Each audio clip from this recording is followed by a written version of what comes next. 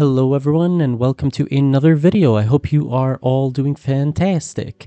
Okay, so in this video what we are going to do is we are actually going to be looking at the finances of Nexon as a company, and we're going to be understanding a little bit as to why Embark has chosen to go for the decisions that they have been making over the past couple of months in terms of the game, in terms of ranked, in terms of just a whole bunch of things. Okay, so in order to do that, we really need to dive into their finances and we need to understand what is going wrong, because at the end of the day, if the finances aren't right, then that is where change happens usually in a game. Okay, so in order to do that, what I have done actually is I've compiled various PDFs that are available actually on Nexon's website. So actually, if you go to nexon.com and you go to investor relations over here and you just select the year, so for example 2024, you can kind of look at their finances. So they always release their earnings for first quarter and you can kind of understand what has been happening. And this is going to be a really nice video because it's going to be to the point, cut, dry, and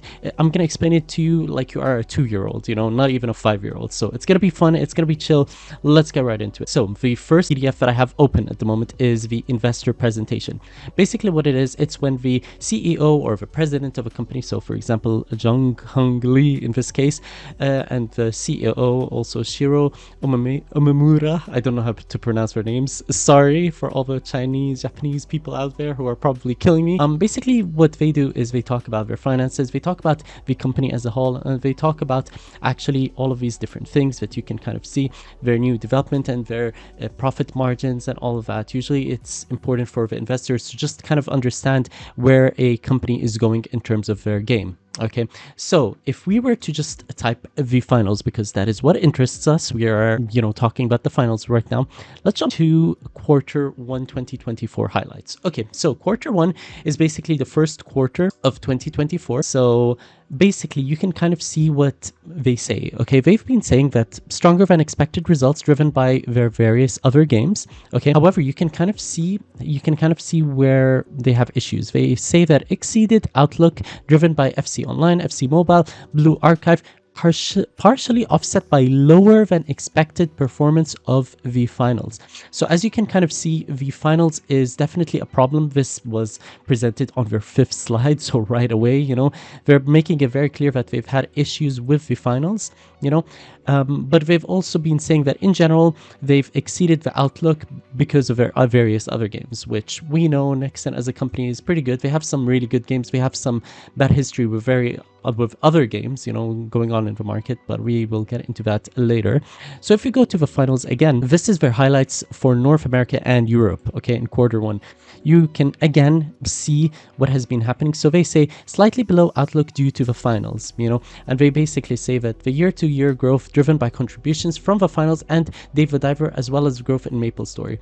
And they basically say that the finals launch of season 2 in March created a short-lived increase in player metrics but delivered lower than expected retention and revenue. So this is very important because basically what it says is it was really hype at first, which we kind of expected to be. At first, it's always going to be hype, but over time, a lot of players quit the game, and they just did not have the retention and the revenue that they expected to see over time. However, you can kind of have a look here, and you can kind of see how well the game's been doing. And in the PC range, the finals has definitely been their #1 game, even on top of Maple Story, which they have had for a very, very, very long time. So that's really interesting. Let's jump to the next point. So if we just skip all of this and we go to rest of the world. So rest of the world, again, basically what it is they're talking about the highlights, and you can kind of see that in the rest of the world, revenue ranking by region, the finals is #2, which again is not so bad. However, the developers of this game and their operations team, so the operations team in this case is Nexon and the developers are Embark, right? They really have high expectations for the finals, and even though the revenue might look really good on paper, actually in reality it hasn't been meeting the expectations of the investors and what the companies have been expecting as a whole over time. So if we were to continue, you can kind of see that 2024, this is their Q2 2024 Japan, North America and Europe outlook.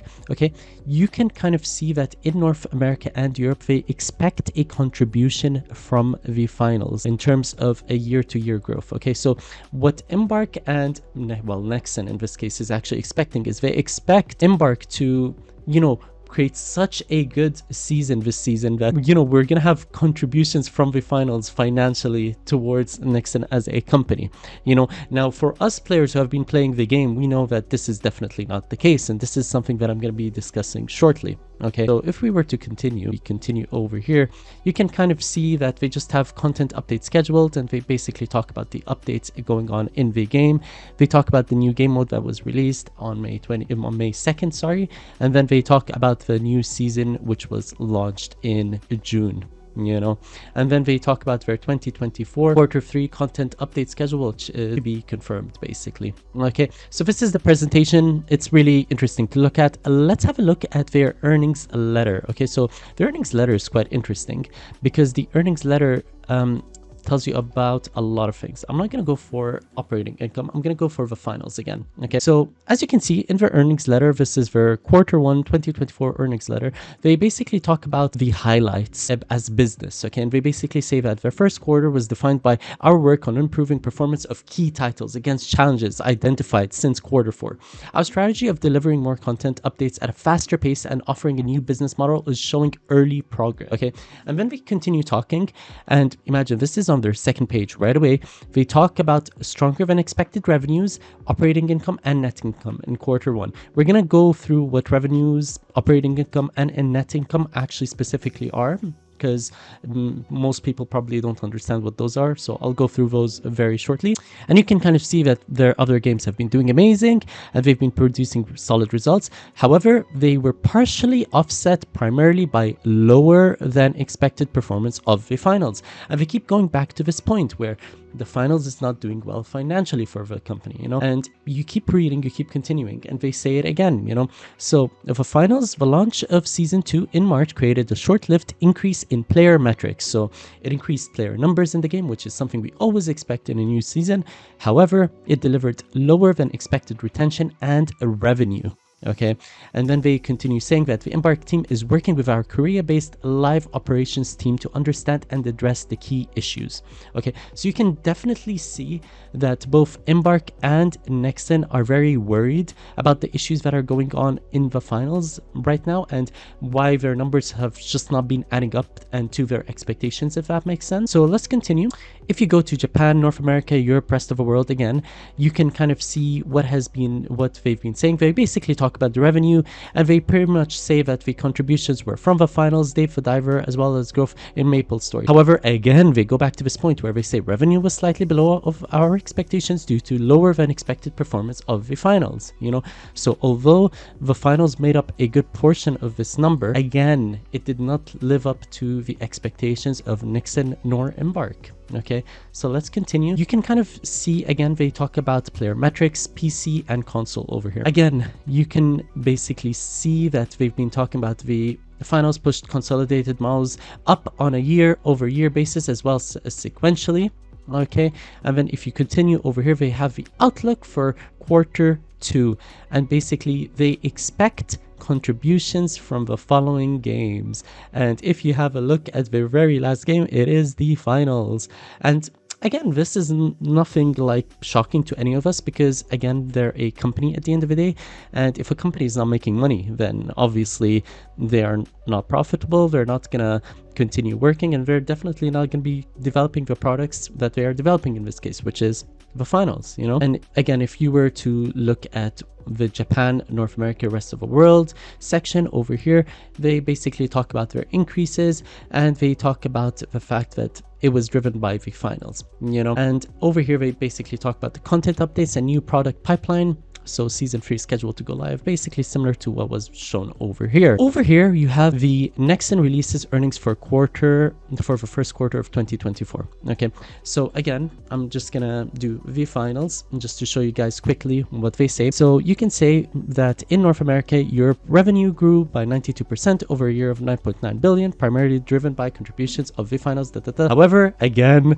the revenue was slightly below of our expectations due to lower than expected performance of the finals. So again, in all of our letters, Nexon is making it very clear that they have an issue with the finals and their revenue. You know, they talk about again the fact that in season 2, the finals had a really good launch at the very beginning. However, it was just not able to retain the player numbers that they were expecting, you know, and they keep going back to this point. So what does all of this mean? Let's go to the finances and let's actually understand the numbers of the game. And all of this is going to make so much sense once you understand the numbers. But in order to understand the numbers, you have to understand three different elements. So these elements that are in green, okay, you have revenue, okay, you have operating income, you have net income. Okay, so the revenue is basically known as a sales or turnover. It is basically the total amount of money generated by the sale of goods or services related to the company's primary operation. Okay, and I've given you an example over here. So Q1 of 2024, Nexon reported that they've received a revenue of this much money, which is approximately $900 million. Okay, this figure represents all of the money brought in from their gaming operations and related services before any expenses are deducted. Okay, so this is your raw money, like how much money you actually brought into your company. Okay, that is your revenue. You now have your operating income. What does that mean? So the operating income, also known as operating profit or operating earnings, is the profit earned from a company's core business operation. It is calculated by subtracting the operating expenses. So you've got the wages, you've got the cost of goods, you've got the administrative costs from the revenue. So basically they're your day-to-day costs. That's the way to think about it. And you also have a formula for it. So your formula is basically operating income is basically your revenue. So the revenue you have up here minus your operating expenses. So they can be your wages, they can be your cost of goods, all of that. Okay. And again, I put in an example from Nexon. So in Q1 2024, Nexon reported that they had an operating income of approximately 319 million. So this indicates how much profit basically Nexon made from their operations after accounting for the costs directly associated with running the business, but before interests and taxes. This part is very important. So this number that they have is all of their costs deducted, but without all of the interests and taxes. So actually you have to go one step further, which is net income. Okay, so if you were to read net income basically is the net profit or net earnings. It is the total profit of a company after all of the expenses have been deducted from their revenue. This includes their operating expenses, interests, taxes, and any other expenses. And the formula to basically find your net income is very simple. Your operating income, which in this case is this, okay, minus interests plus taxes plus other expenses. Okay, so basically this gives you your raw money actually coming into your company after you deduct everything that you need to deduct. Okay, without getting too technical and without getting too detailed, as a shareholder or as an investor, net income is what's very, very, very important for you because it shows you how well the company is doing over time. Okay, if we were to continue, basically I have a summary of the differences. I basically talked about that, but I can just run through it quickly. You have revenue, which is total income from sales and services before any expenses. Okay, you've got operating income, which is the profit from core businesses activities after operating expenses are deducted. So basically your day-to-day expenses. And then your net income, basically your net income are your final profits after all expenses, including operating expenses, interests, and taxes are deducted. So this again is what's most important for everyone. Again, why is all of this important? So the revenue actually shows everyone, everyone that is reading all of that, how well the company actually is doing in terms of operations and its market demand. So the higher the revenue, the better their operations and the higher the market demand in general. Meanwhile, the operating income provides insight to the profitability of a company's core business operations. So it shows you how on a day-to-day basis the company is doing in terms of finances. You know what I mean? That is very important. Then you've got net income. So it's sometimes referred to as earnings. This is what's super important to a lot of investors. Okay, it gives them the bottom line profit. Okay, reflecting the overall financial health after all obligations are met. Okay, and what you can basically see here is I made a table, and this table basically you're gonna see that the numbers came from all of these places. So I took the numbers from here and I just made a very short to the point table. And what you can basically see is you can see the previous period's finances, okay, versus this period's finances. So in Q1 of 2023, you can see that the revenue was 110 versus 124.8 billion. Japanese, I don't know what that currency is, sorry, which is approximately, a $100 million increase in terms of revenue over the past year, which again is not bad actually. Okay, and then we talk about their operating income. Again, their operating income has increased over time. You can see it's $252 million to $319 million. And then you can see their net income. Again, net income is how much the company has made when you look at all of their expenses. So this is the number that means the most to us actually when you really look at it. They previously were on 180 and are now on 262. Okay, so over here, you can basically see what the numbers are. I literally just talked about them. So you've got an increase of approximately 106 million for the revenue over the past year. You've got an increase of approximately 67 million for the operating income. And then for the net income, you've got approximately an increase of 82 million. So what this shows actually is, if you have a read through this, it basically shows that Nexon as a company has significant growth across all their financial metrics. So it indicates a strong financial performance in Q1 of 2024 compared to their previous periods. So these are the key points or key takeaways I'd like to say. So they've delivered, again, stronger than expected revenues, operating income, and net income for Q1 of 2024. This shows that they have good financial health and effective management of their game portfolio. Okay, their main revenue drivers, again, were the games that they've listed over and over and over again: EA Sports FC Online, EA Sports FC Mobile, as well as Blue Archive. Okay, they talk about the offset by the poor performance. They only mention the finals, okay, again and again and again. And basically what it is it just shows you that while some games are performing really well, other games like the finals are not meeting expectations. And this again is affecting the overall revenue to an extent. Okay, so you can kind of see in general the financial metrics overview. So the revenue basically shows that Nexon's ability to generate significant income from its games. Okay, so they're able to generate significant income. That's what they've been showing because their revenue is increasing. Again, because of their operating income increasing, it represents that the profit that Nexon made over its operation shows that they've actually had a very cost efficient and management approach alongside profitability. So it's really good. As for the net income, it showcases the company's overall profitability after all expenses and taxes are taken off. And again, Nexon has improved on that year by year. Okay, so in conclusion, Nexon is actually performing well financially, okay, with substantial revenue and profit figures over the past year. However, again, the finals is what is detracting from the company's overall strong financial health. And basically, although Nexon's games are driving Nexon's other games are driving profitability, at the end of the day, the fact that finals is not doing as well as they'd like is a big problem for Nexon. Okay, so this brings me to my next point, which I am going to talk about in a second. Let me just switch screens. Okay, so hopefully all of that was super insightful to you guys, and you guys finally understood the finances behind Nexon and how well they perceive the finals is doing as a game right now being owned and developed by Embark. So as you can see right now, basically Embark is getting the whip and the lash by Nexon, and Nexon is not really happy with Embark's progress and just in general the numbers that is coming out of this game. Although it's a really good game, although it's generating a lot of revenue, it's not managing to retain the people that are in the game. And that's why you kind of see Embark is in a really confused state right now, where they've suddenly shifted the whole ranked mode, from cash out, which has always been a thing for past at least 2 months, since they even launched the game, prior to the beta, obviously, which was always cash out anyway.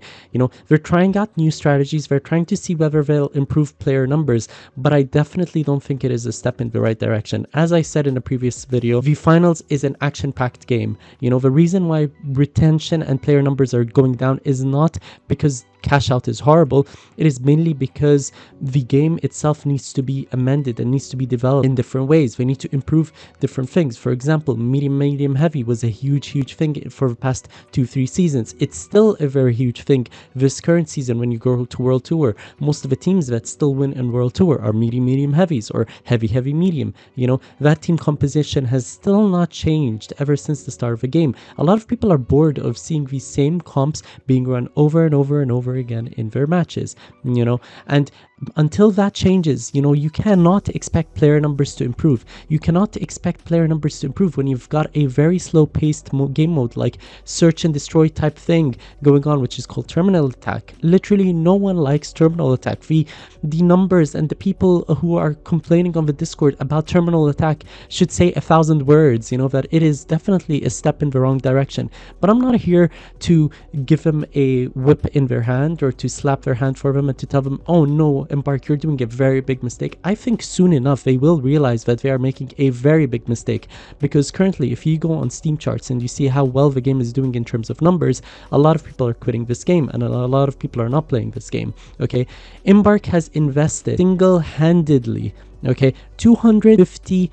to around $550,000 so far in promoting season 3, you guys. That is a huge number. That is not a number that should be taken any lightly. Okay, I mean, they already spent $250,000 to $550,000 on the Summer Gamer Fest trailer, which was only a minute long, just because they wanted new eyes to be on the game.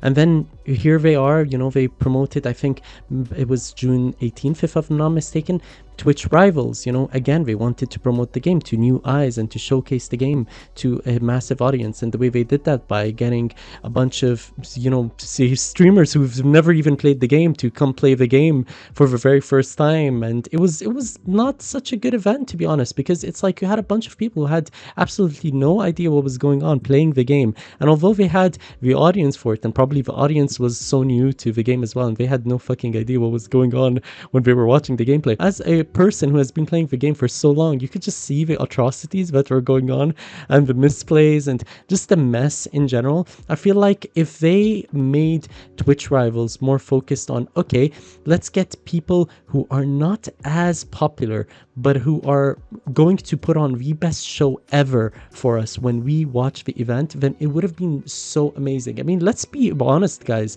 Team Gigs literally thrashed everyone. And to be honest, I think everyone knew Team Gigs would absolutely thrash everyone before the event even started. It was like just so predicted, with people randomly playing lights and stuff as well in the event. It was so weird, But here are my thoughts, guys. At the end of the day, I don't think the game is going to die. I think definitely the game is going in a wrong direction right now. I think Embark is going to soon enough learn that they are moving in the wrong direction. But hear me out, right? In World Tour right now, when you go to World Tour, right above the World Tour play button, you have a locked game mode. And I have a feeling that that locked game mode is going to showcase the Emerald rank this season. Whenever that's gonna happen, it will happen and it will be amazing, and it's gonna catch a lot of people off guard, and it's gonna be great. As for the player numbers, the only way I think player numbers can improve is, number one, change the game mode back to cash out. That is number one. Number two, go work on your bugs. There are so many bugs in the game. Number three, nukes have finally been removed from the game, but there are still a lot of very broken things that kind of ruin the player experience in the game. Okay, number four, deal with the hackers. You have so many hackers in the game that are ruining the experience of so many people who just want to enjoy the game for what it is. Queue times are already long enough. We don't want to wait longer and longer and longer just to try and get into a match again. You know what I mean? So those are my thoughts. Sorry for the very rambly long video, you guys. If you've enjoyed, please drop me a comment, comment, like, do all that YouTuber shit that everyone asks you to do. It means a lot to me, guys. Thank you so much for your support. You all kick ass, and peace out.